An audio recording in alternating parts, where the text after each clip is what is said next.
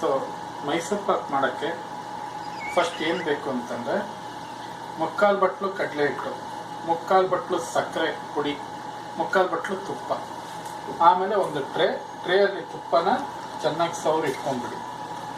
Okay, so ಇದು ready ಇದೆ.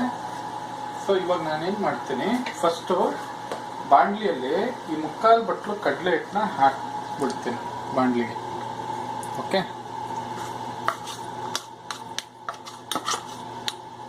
So ಹಾಕಿದ ತಕ್ಷಣ ಇದನ್ನು ಚೆನ್ನಾಗಿ ಹುರಿದು ಹಾಕಿ ಸಕ್ಕರೆನ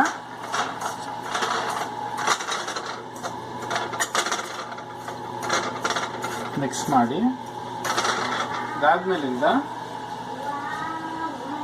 ತುಪ್ಪನೂ ಹಾಕಿ. ಓಕೆ,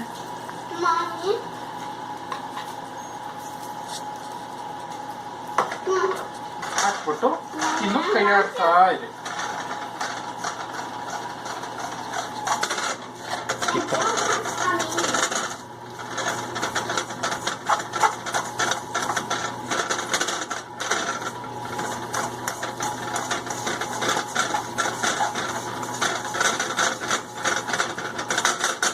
ನೋಡಿ, ಇವಾಗ ಇದು ಬಾಂಡ್ಲಿಯಿಂದ ಹಿಂಗೆ ಎದ್ದಾಡ್ತಾ ಇದೆ, ಎದ್ದಾಡುತ್ತೆ ಈ ಥರ ಈಸಿಯಾಗಿ. ಈ ಹದಕ್ಕೆ ಬರಬೇಕು.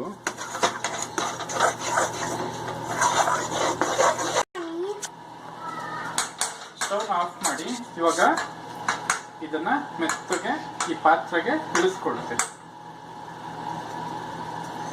ಇಲ್ಲೇ ಇಡ್ತಾ ಇದ್ದೀನಿ.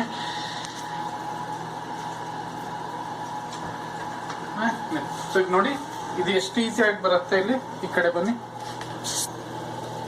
ನೋಡಿ, ಏನು ಕಷ್ಟಪಡಬೇಕಾಗಿಲ್ಲ, ಈಸಿಯಾಗಿ ಬಿದ್ದುಬಿಡ್ತದೆ ಅಷ್ಟೇ. ಸೊ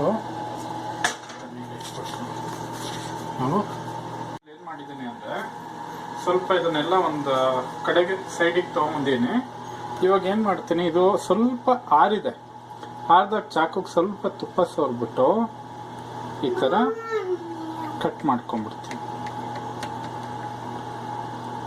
ಅಂದರೆ ಫುಲ್ ಏನು ಆರಿಲ್ಲ, ಅದು ಬಿಸಿ ಇದೆ. ಅವಾಗೇನೆ ಒಂದು ಶೇಪ್ ತಂದುಬಿಟ್ಟಿರ್ತೇನೆ.